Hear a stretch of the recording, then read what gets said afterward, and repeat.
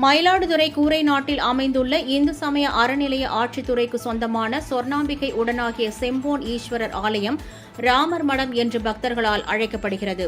இந்த ஆலயத்தின் குடமுழுக்கு விழா இன்று நடைபெற்றது. இதில் ஏராளமான பக்தர்கள் கலந்து கொண்டு சுவாமி தரிசனம் செய்தனர்.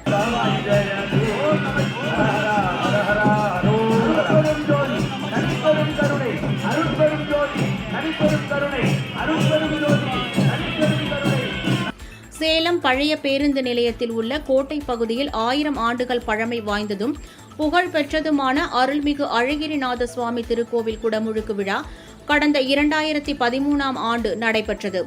இந்த கோவிலில் நடைபெற்று வந்த புனரமைப்பு பணிகள் அண்மையில் நிறைவு பெற்றதை தொடர்ந்து குடமுழுக்கு விழா இன்று வெகு சிறப்பாக நடைபெற்றது. இதையொட்டி வேள்விச்சாலையில் வைத்து பூஜிக்கப்பட்ட புனித நீர் அடங்கிய கலசங்கள் மேளதாளங்கள் முழங்க ஊர்வலமாக எடுத்து வரப்பட்டு கோபுர கலசங்களுக்கு நன்னீராட்டு நடைபெற்றது. இந்த விழாவில் தமிழ்நாடு சுற்றுலாத்துறை அமைச்சர் ராஜேந்திரன் மற்றும் இந்து சமய அறநிலையத்துறை அதிகாரிகள் கலந்து கொண்டனர். குடமுழுக்கு விழாவை முன்னிட்டு திருக்கோவில் மற்றும் கோட்டை பகுதி முழுவதும் பலத்த போலீஸ் பாதுகாப்பு போடப்பட்டிருந்தது.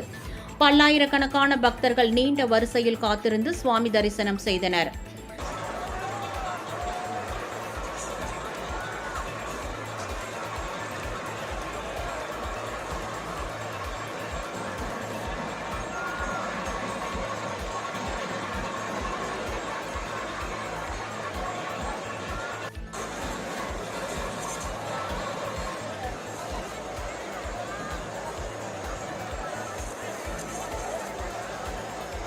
திருவள்ளூர் மாவட்டம் பொன்னேரியை அடுத்த சயனவரம் கிராமத்தில் அமைந்துள்ள 500 ஆண்டுகள் பழமை வாய்ந்த அருள்மிகு ஞானாம்பிகை உடனாகிய காளஹஸ்தீஸ்வரர் சுவாமி திருக்கோவில் குடமுழுக்கு விழா இன்று வெகு விமர்சையாக நடைபெற்றது.